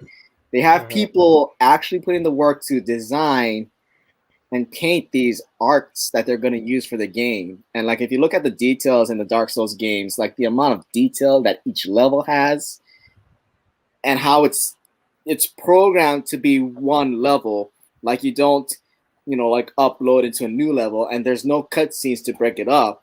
You just go, and it's just this gigantic one level with so much details in every design. It boggles the mind. It's like kind of like chicken skin, kind of like boggle when you realize how much detail they put in such a huge design. Yeah, Dark Souls 1 is the GOAT. Dark Souls 1 is the goal, but I'm having fun with Dark Souls 3. Yeah. Then you'd have choke fun with best looking last gen game if you played Demon Souls then, yeah. Yeah, I know. The new one. They don't have a PS4 version yet. There's only the PS5. So once I've worked hard enough for the next 5 years to afford a PS5, that's gonna be the first thing I'm gonna get. Keith shines shoes. That's his job. All you gotta do. PlayStation. All you gotta do is buy one PS5, sell it for $1,000, and buy other PS5. Pays for itself. Pays for ourselves. Seriously. I might have or might have not done that, but I'm not gonna say if I did or I don't. So I got Final Fantasy, Dark Souls, and then finally to round it all off, Devil May Cry 5. One is because I'm a huge. So I thought Devil May Cry was in here. Huge Devil May Cry franchise fan. I even have a soft spot for 2, but just enough of a soft spot that I get the right to like trash that game. But because I played it, I did play it as a fan. I played it, so I know how bad that game is. But overall, I mean, like I'm a huge fan of the franchise. And I thought how they did for Devil May Cry 5. It's like probably the best Devil May Cry game that I've played so far. Like Devil May Cry 4 was super fun, but I wish they had like more characters to use, more gameplay to play around with. And Devil May Cry 5 around kind of rounded it up by having you use 3 characters instead of the 2.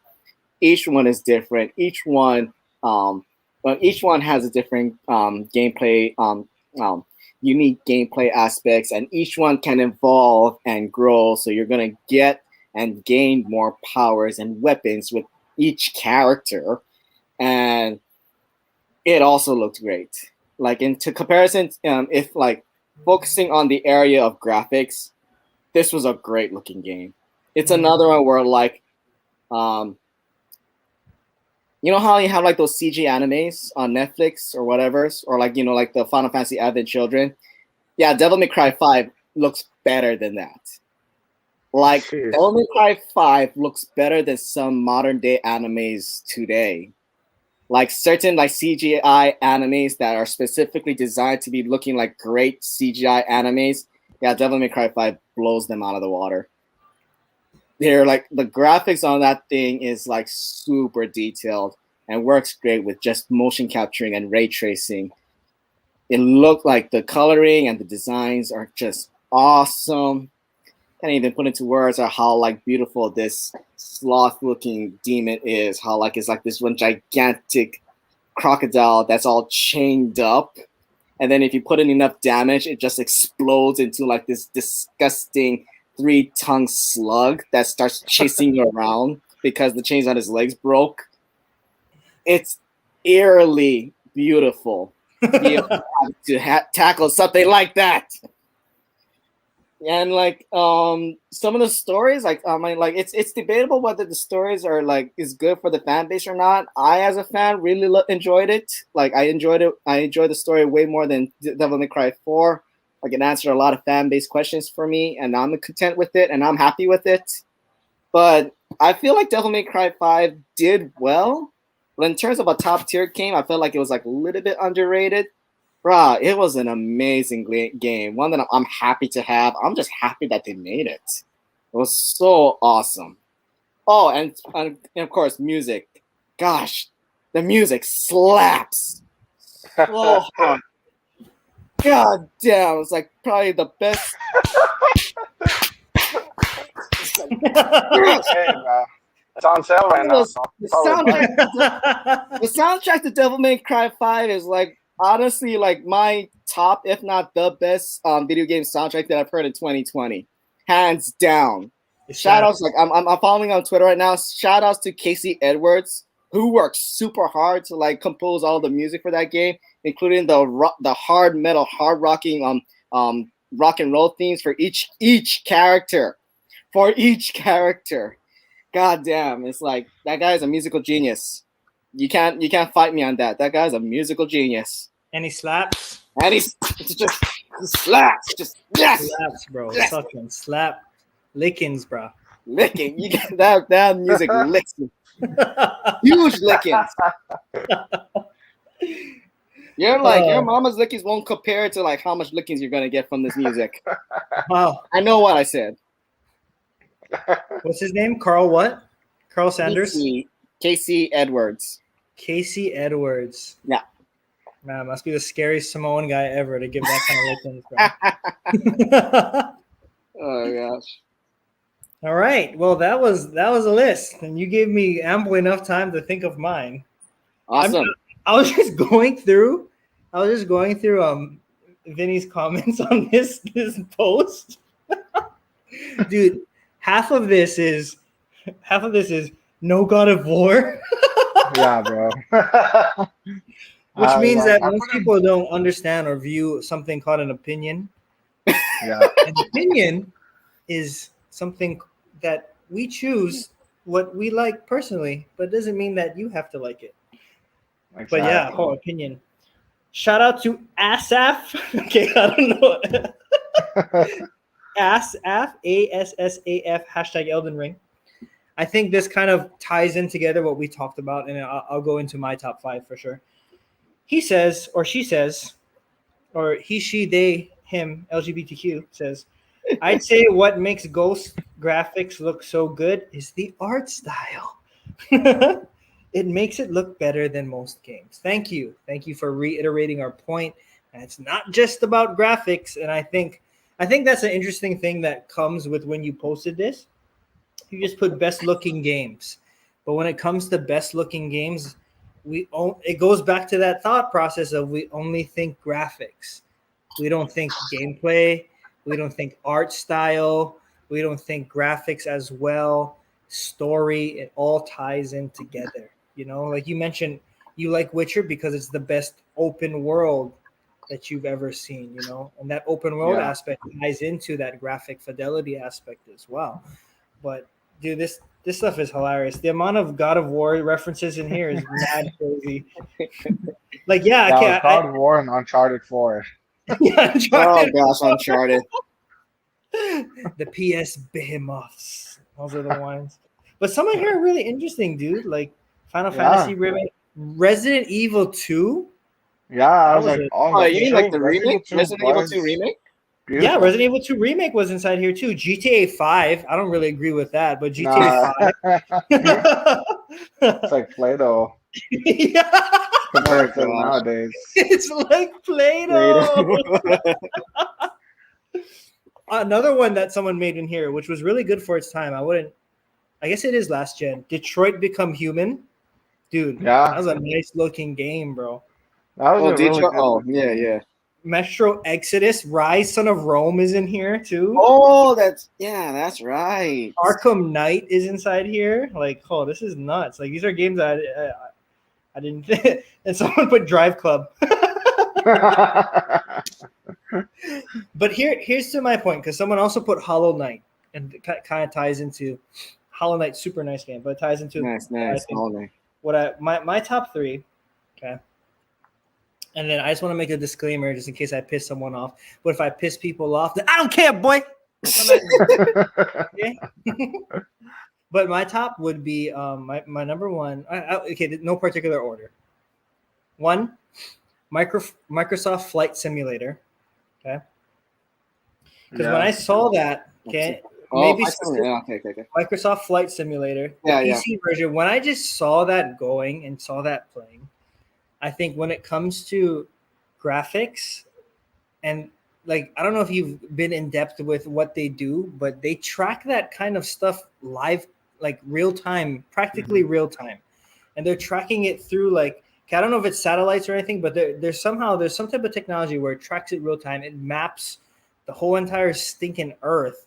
Yeah. So not only are you getting super night graphics with real models of planes almost to a T, but you're getting the sense of, which I feel like Spider-Man equally, which is not on my list, but equally did well, is you're recreating something that is near and dear to you. And especially when it comes to some place that you live, if you're flying through NYC, if you're flying through Cali, or if you're flying over the Hawaiian Islands, you're like, oh my gosh, I know that surf break, and they did that really well. Or I know that's where the Lanai Airport is and where I would land and things like that. To me, those types of aspects when it comes to Microsoft Flight Simulator, and especially as it comes into Xbox Series X and S and PC, or it's already on PC, but the console versions, it just blows my mind just how nice it looks. But with the caveat of it being near and dear to people's hearts. Like they can fly over and get emotional with it. I don't know if you guys seen the trailers to those new things, but they make it look super good, but they also pull at your heart because they're just flashing between each and everything. And I feel like the people that don't get to travel because of COVID, or the people that have been away from home for a long time, especially if they live in like some like nuts place, or not nuts in a bad way, but just like a far place like a Norway or like a Greenland or something like that, or Paris or some place that some like a local boy like me would just not think of being able to go. I can actually go there. And so for me, that's what puts Flight Simulator on top of this list. Yeah. The second one, realistic graphics to a whole new meaning. To a whole new meaning, dude. And one where like you're traveling, you're literally traveling with those graphics at the same time, real time. So that blows me away. My number two would be Ori and the Will of the Wisp. Okay? Oh yeah, that was a beautiful game. If you're talking about a stinking game that's art, you're talking art style, and you're talking like the most beautiful watercolor painting that you can ever think of, and then you turn that into a video game. That's Ori and the Will of the Wisp, dude. At 4K 120 as well. Oh my gosh, dude, that game pops.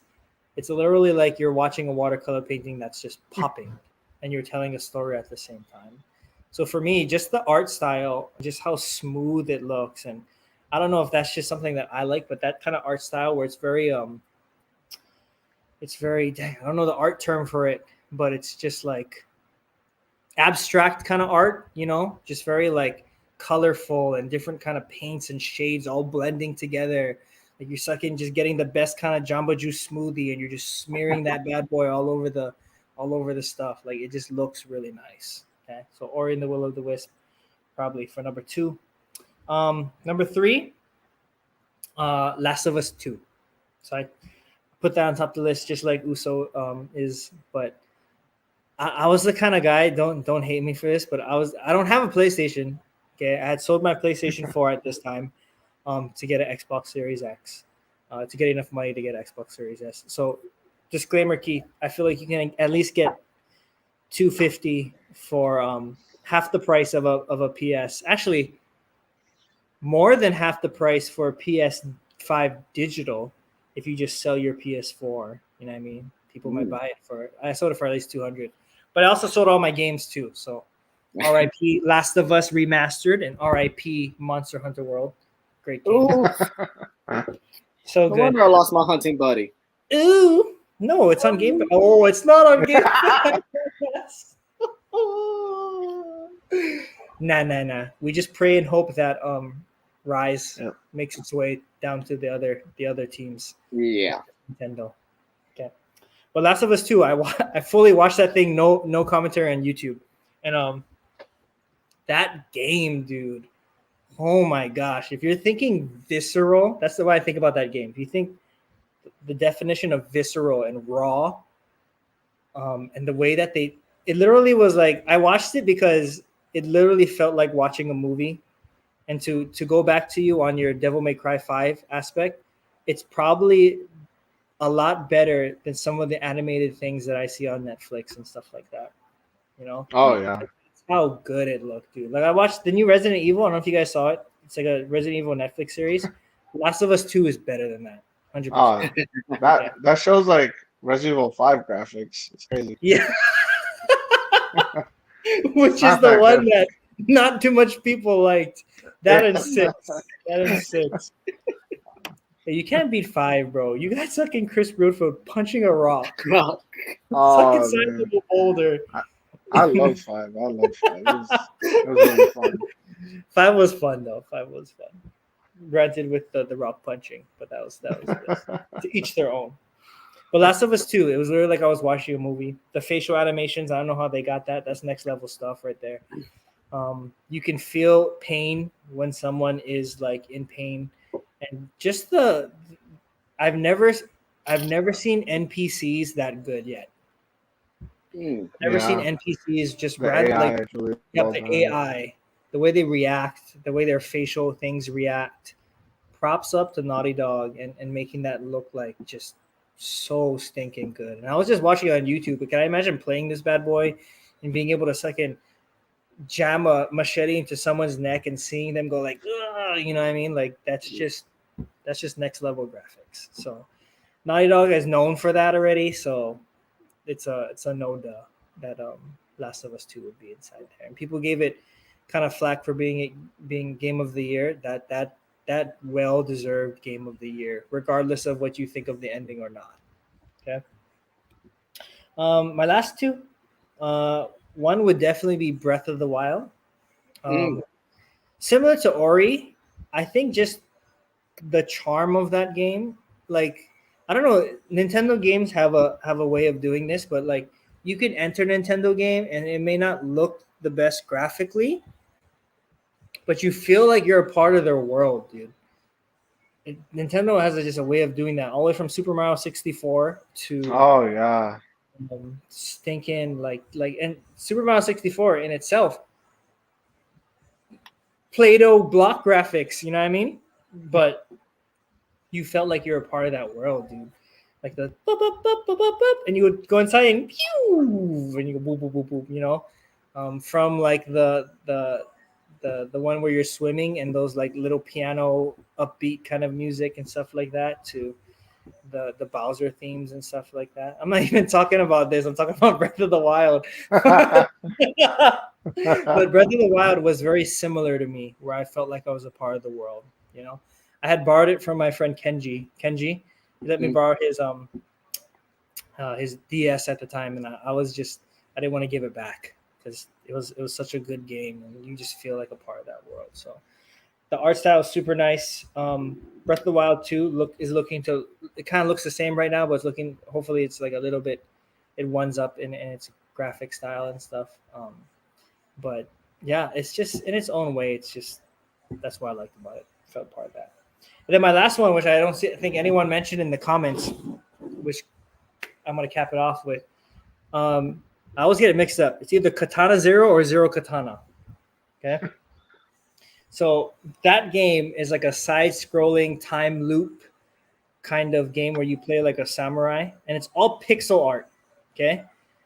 But the art style and the music and the way that you can make pixelated art, just, I don't know, just look up clips of Katana Zero, because you're literally like slowing down time, and then you're like, so like there's this part where like you would come and you're fighting bad guys, and it's all about like it's kind of like a roguelike where you're running through. If you die, you restart and you go back to the beginning. So you're running through, and then like you're like a pixelated katana person, and then just the art style of how they can manipulate pixels.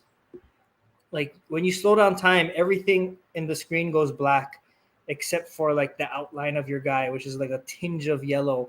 And then you like deflect the bullet, and then it like has like just three colors, but enough where you can know that's a spark. And you deflect the bullet with your katana, and it flies back and it hits the guy in the face. And again, this is all pixels, but like flies out and the blood goes yeah, like all over the place. You chop people up and stuff like that. And I'm playing this game like, and I feel like maybe books are like this, but when you're reading a book, you're like imagining what it looks like. To me, this is so abstract and so pixelated that you're almost like painting the picture, even though you're looking at something that's just pixels, you know? You're almost putting what you think would be inside there in place of it, but it still looks really nice and really gorgeous. So Zero Katana Zero, whatever it's called. I always get it mixed up, but dude, that game is fire. And it's one that stuck with me, and I just found it on Game Pass. I'm like, I'm just going to play it because it was one of the recommendations and stuff. And holy crap, I'm so glad that I did. Super good story, super entertaining. But it's games like that gets me excited for games like Replaced. Yeah. Games on top stuff, because it's just, if you can make pixel art look like that, like to me, you've already achieved top best looking games of the last gen. If you can take something that, and I think that's something that people overlook, is just, it's one thing to make a really nice looking game that we're used to. It's another thing to take a game that we're not used to, an art style that we're not used to, and making that look super dope. So for me, those would be my top 5. Microsoft Flight Sim, Ori and the Willy of the Wispies, Last of Us 2, Katana Zero, and Breath of the Wild. Yes, sir. Yes, sir. But that's it. That's all we got for our topics. And whether you agree with us or not on those top last gen games, we value your opinion, and we're gonna show you aloha. So that's fun. If you like God of War, that should be on your list. and just to be clear, God of War is super nice game too. I really like how they go from camera angle into the movie and back into the gameplay. There's one thing I gotta give it for that. It's that for sure.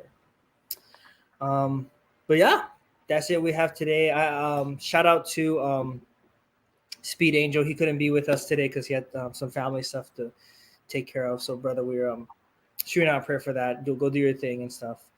And then Blind Giant, he's jamming some Hana right now, off to work.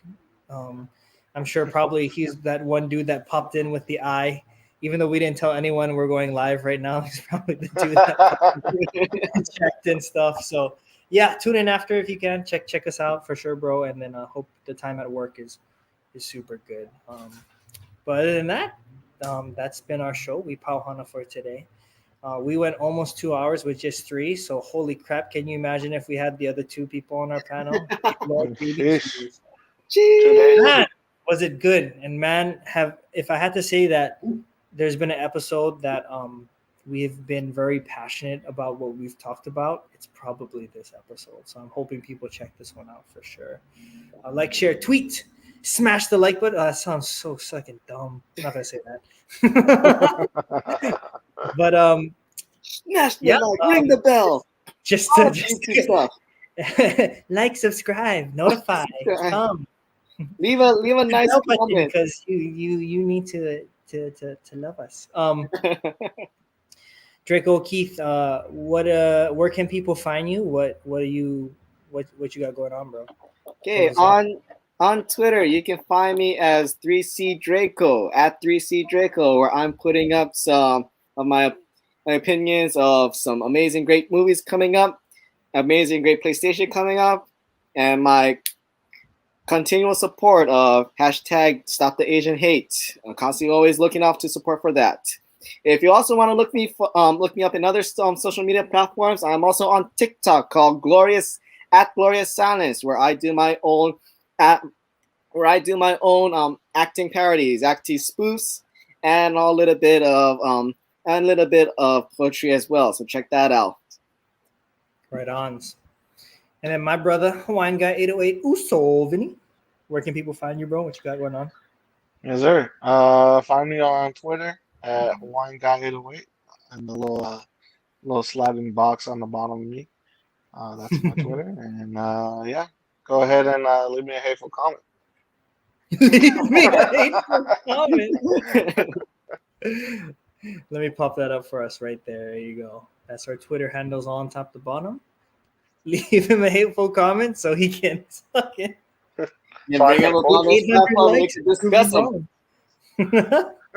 Yeah, that's true. Hey, every hateful comment on Twitter is a support to our podcast because you give us things to talk about. There you go. You think you win, but you actually lose, boy. You actually lose. Hey, but I just want to thank all you guys for coming out. We're not doing this necessarily live because I didn't post anything that we're going live at this part. But if you are watching this now and you're tuning in, thank you for joining. If you got this far, super thank you for joining. You watched the whole thing. Any support that we can get, we appreciate a lot. And at the end of the day, hey, Talk Story Podcast, we're just here to connect with people, especially that are local or from Hawaii, but even transcending that. So the word of the day, transcending that, just to be a place where Hawaii people can call a podcast of their own, you know? So we're always looking for the local brothers, whether you are on the islands now or you are out on the mainland doing your thing. Hit us up. We would love to have you guys on, or even if you're not from the islands or anything like that, hit us up. We would love to have you guys on because at the end of the day, we're just here to talk story, anything, movies, video games, all that's good stuff. We're having fun with it, you know? It's all about just the camaraderie that we have here first. And if it blesses you guys and you guys enjoy it, then right ons for that. Okay. Again, you can get us on podcast at Talk Story HI808 on Twitter. Check us out on YouTube at Talk Story podcast. And then the thing on the bottom with this little slidey stuff, that is our Twitter tags for our personal accounts. But other than that, aloha ahui ho malama pono, which is another Hawaiian word. And thank you for joining us for Talk Story Podcast today. Check you on the next one. Shoots. Shoots, right.